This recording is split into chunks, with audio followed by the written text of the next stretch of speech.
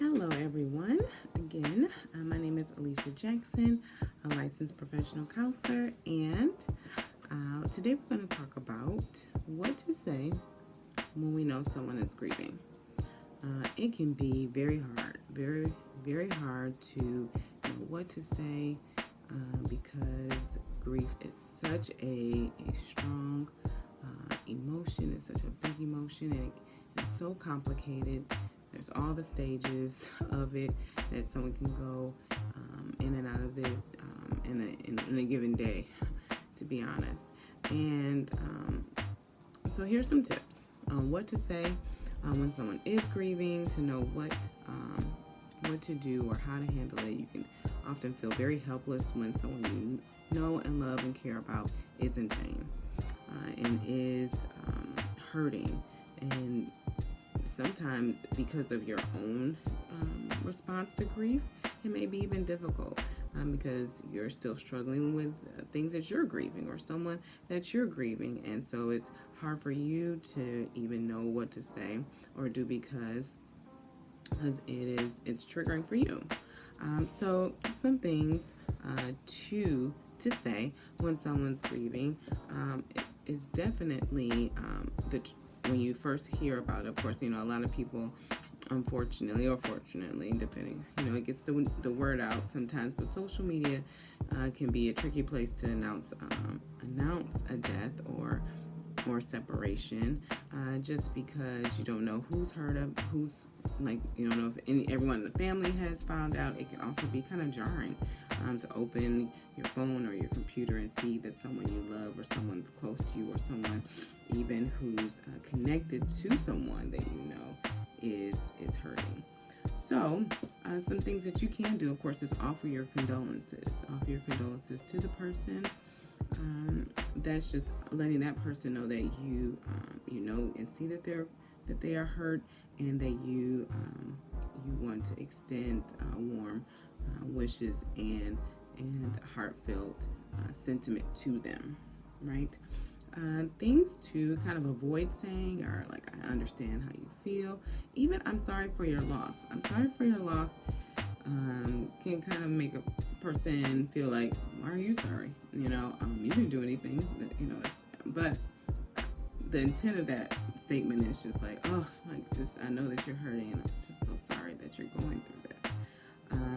But some things you can utilize is like, I wish I had the right things to say, but I'm here for you. I don't know how you feel, but I'm here for you in any way that you need me to be. You can volunteer to help. Someone who's grieving is often still like trying to manage their everyday life while planning a funeral or planning a memorial service, and there's so many moving parts to that. So any small assistance that you can provide they gladly appreciate. So they would definitely appreciate any assistance that you could offer to them or the family. Traditionally, even in the Black culture, people send food. They send food. They cook for the family because they know they're busy doing things. They're not eating because their heart is grieved. So trying to make sure that they get some nourishment and that they are taking care of themselves physically. So that's offering to volunteer and do something and step in and pitch in to help or to provide a kind act, whether it's sending a card, a warm token, a candle.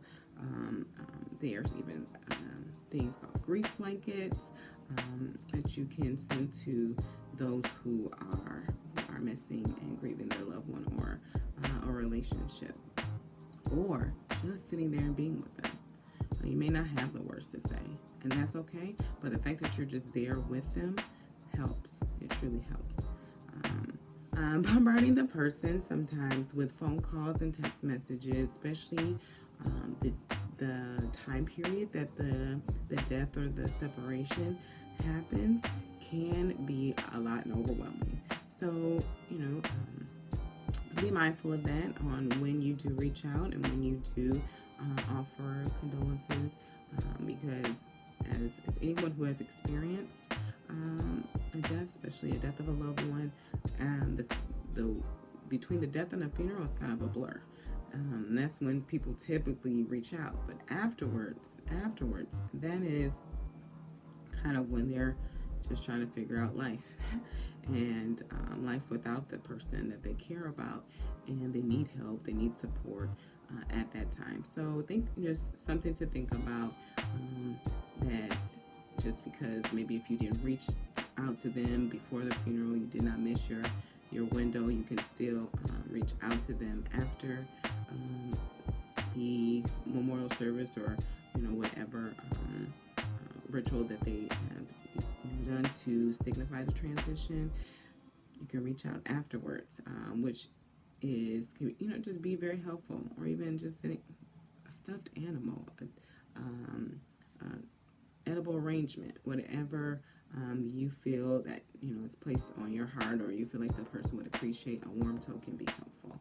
It doesn't have to just be words all the time, but using words that are meaningful and not coming from a place where you are trying to tell the person how to feel, like it happens for a reason, where they are, it will get better with time. All of these things are like telling the person what's going to happen, or telling them how they should feel, and that's just very, really invalidating in the time where someone is really, really hurting. And so that's to tell the person, of course, that you are there for them, whatever they need. I'm here. I know that you're hurting, so I would love to be here to just walk you through. I don't know exactly how you feel, but I'm here for you, and again, providing some warm or kind act, or even volunteering to provide support for them and the family at that time, or during the time of their grief. If you have any further questions or comments, of course, comment below, and like the video, and subscribe to my channel, of course, and share as much as you would like on any social media platform. I am on Instagram and Facebook and Twitter at Alicia Jackson LPC. I do go live every Monday on my Instagram and Facebook page, so you can definitely go there and participate in that. If you have any questions, you can ask me there. But thanks so much for watching. Take care.